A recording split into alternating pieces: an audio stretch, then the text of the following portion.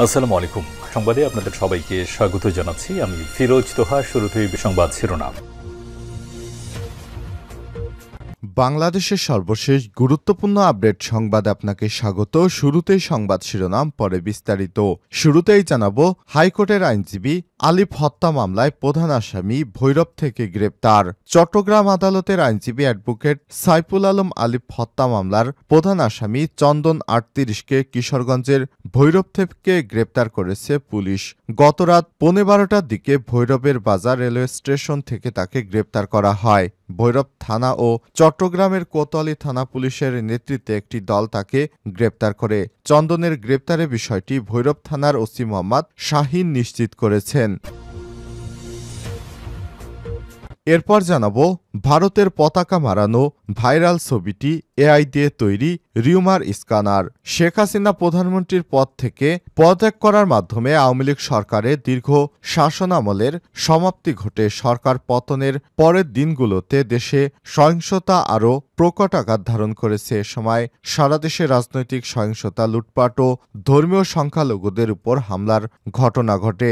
এই অভ্যন্তরীণ অস্থিরতার প্রভাব ভারত বাংলাদেশ সম্পর্কের উপর প্রভাব পড়েছে। ভারতীয় কুচক্রী মহল এক্স হ্যান্ডেলে বাংলাদেশ সম্পর্কে নানা রকম অপপ্রচার ও মিথ্যা গুজব ছড়াচ্ছে। তারা বাংলাদেশিদেরকে বিশ্বের কাছে একটি জঙ্গি রাষ্ট্র হিসেবে পরিচয় করিয়ে দিতে চাইছে।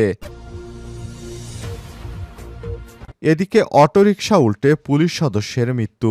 ময়মনসিংহের গফরগাঁয়ে সিএনজি চালিত অটোরিকশা উল্টে ফাহিম আহমেদ জিদান ২২ নামে এক পুলিশ সদস্য নিহত হয়েছে। ওই ঘটনায় চালকসহ আরও ৪ জন আহত হয়েছেন। জানাবো, ২-১ দিনের মধ্যে সুখবর আসছে বললেন জামাতের আমির। দেশবাসী আগামী ২-১ দিনের মধ্যে সুখবর পেতে যাচ্ছে বলে জানিয়েছে জামাত ইসলামের আমির ডা. শফিকুর রহমান। এদিকে সপ্তম শ্রেণীর শিক্ষার্থীদের স্কুল পরিবর্তনের সুযোগ। ঢাকা শিক্ষা বোর্ডের অধীনে সপ্তম শ্রেণীতে পড়া নিয়মিত শিক্ষার্থীদের ছাড়পত্রের মাধ্যমে বিদ্যালয় পরিবর্তনের কার্যক্রম গত ১ ডিসেম্বর থেকে অনলাইনে শুরু হয়েছে। এই কার্যক্রম চলবে ৩১শে ডিসেম্বর পর্যন্ত। সম্প্রতি প্রকাশিত ঢাকা মাধ্যমিক ও উচ্চ মাধ্যমিক শিক্ষা বোর্ডে বিজ্ঞপ্তি আকারে সব তথ্য জানা গেছে। এবং সর্বশেষ জানাবো, বাংলাদেশি রোগী বয়কট না করার সিদ্ধান্ত নিল ভারতীয় চিকিৎসকদের সংগঠন। চিকিৎসার জন্য ভারতে যা বাংলাদেশিদের বয়কট না করার সিদ্ধান্ত নিয়েছে দেশটির চিকিৎসকদের কেন্দ্রীয় সংগঠন ইন্ডিয়ান অ্যাসোসিয়েশন IMA। বুধবার কলকাতায় এক সংবাদ সম্মেলনে ঘোষণা দিয়েছে সংগঠনটির পশ্চিমবঙ্গ শাখা। প্রিয় দর্শক, এতক্ষণ শুনছিলেন সংবাদ শিরোনাম, এবারে বিস্তারিত।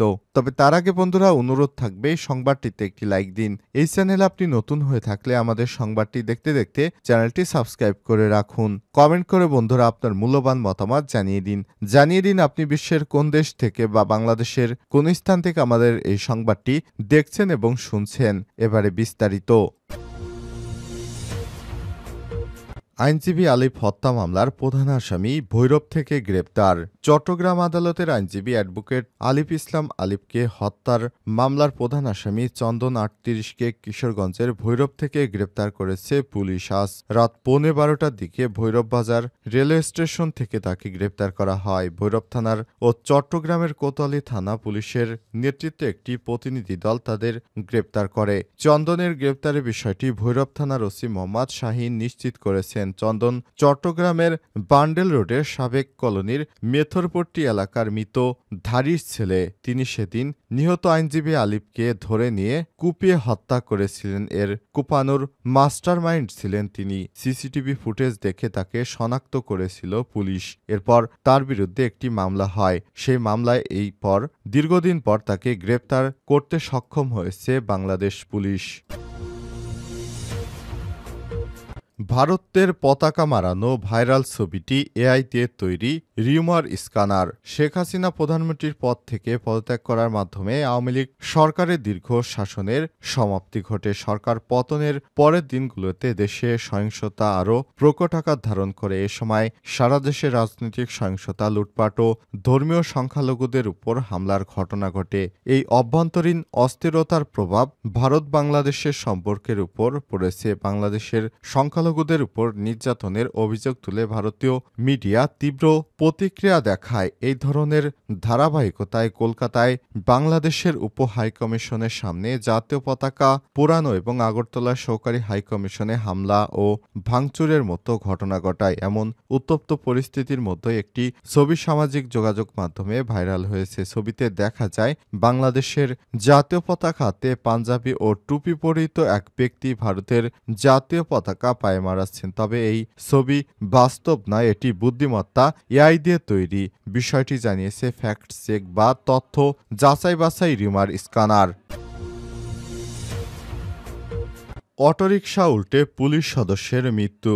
ময়মনসিংহের গফরগাঁয়ে সিএনজি চালিত অটোরিকশা উল্টে ফাহিম আহমেদ জিদান ২২ নামে এক পুলিশ সদস্য নিহত হয়েছেন। এই ঘটনায় রিকশা চালক সহ আরও ৪ জন আহত হয়েছেন। মঙ্গলবার ৩ ডিসেম্বর রাত ১২টার দিকে জেলার ভালুকা গফরগাঁও সড়কের পাঁচোয়া ভৈরল এলাকায় এই দুর্ঘটনা ঘটে। নিহত পুলিশ সদস্য জিদান নান্দাইল উপজেলার খারোয়া ইউনিয়নের মহেশকুড়া গ্রামের মাদ্রাসার শিক্ষক বীর মুক্তিযোদ্ধা মোহাম্মদ রুহুল আমিনের ছেলে। ছুটি পেয়ে তিনি গ্রামের বাড়ি ফিরছিলেন। এ অবস্থায় অ্যাক্সিডেন্টে তার মৃত্যু হয়েছে।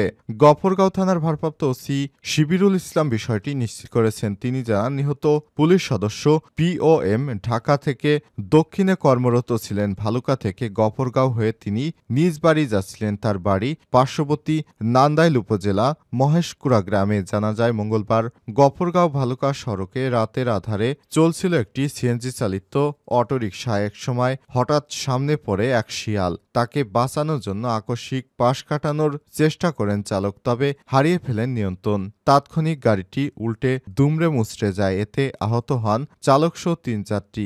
স্থানীয়রা তাদের উদ্ধার করে হাসপাতালে নিয়ে গেলে ফাহিম আহমেদ জিদানকে মৃত ঘোষণা করে চিকিৎসক। দু একদিনের মধ্যে সুখবর আসছে জামাতের আমির।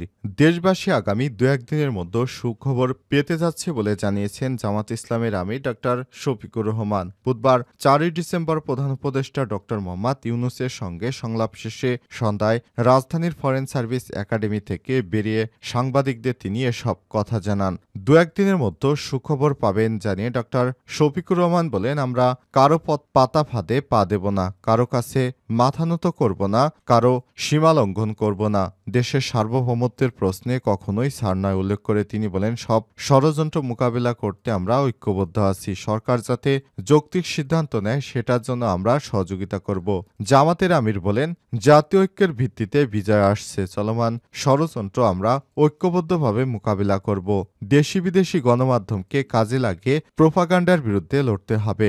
সংলাপের বিষয়ে ডক্টর শফিকুর রহমান বলেন, অপপ্রচার মোকাবিলায় আমরা সরকারের সঙ্গে কাজ করব। এর আগে বিকাল 4:30টার দিকে রাজধানীর ফরেন সার্ভিস একাডেমিতে দেশের চলমান নানা ইস্যুতে আলোচনা হয় বিএনপি, জামাতসহ বিভিন্ন রাজনৈতিক দলের নেতাদের সঙ্গে।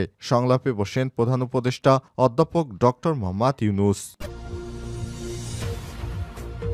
সপ্তম শ্রেণীর শিক্ষার্থীদের স্কুল পরিবর্তনের সুযোগ। ঢাকা শিক্ষা বোর্ডের অধীনে সপ্তম শ্রেণীতে পড়া নিয়মিত শিক্ষার্থীদের ছাড়পত্রের মাধ্যমে বিদ্যালয় পরিবর্তনের কার্যক্রম 1 ডিসেম্বর থেকে অনলাইনে শুরু হয়েছে, যা চলবে 31 ডিসেম্বর পর্যন্ত। সম্প্রতি প্রকাশিত ঢাকা মাধ্যমিক উচ্চ শিক্ষা বোর্ডের বিজ্ঞপ্তিতে সব তথ্য জানা গেছে। বিজ্ঞপ্তিতে জানানো হয়েছে, বোর্ডের আওতাধীন অনুমোদিত নিম্ন মাধ্যমিক, মাধ্যমিক ও উচ্চ মাধ্যমিক প্রতিষ্ঠানে 2024 খ্রিস্টাব্দে সপ্তম শ্রেণীতে 2024 অধ্যয়নরত নিয়মিত শিক্ষার্থীদের অনলাইনে ছাড়পত্রের মাধ্যমে বিদ্যালয় পরিবর্তন করা যাবে। 1 থেকে 31 ডিসেম্বরের মধ্যে অনলাইন কার্যক্রম সম্পূর্ণ করার জন্য বলা হলো।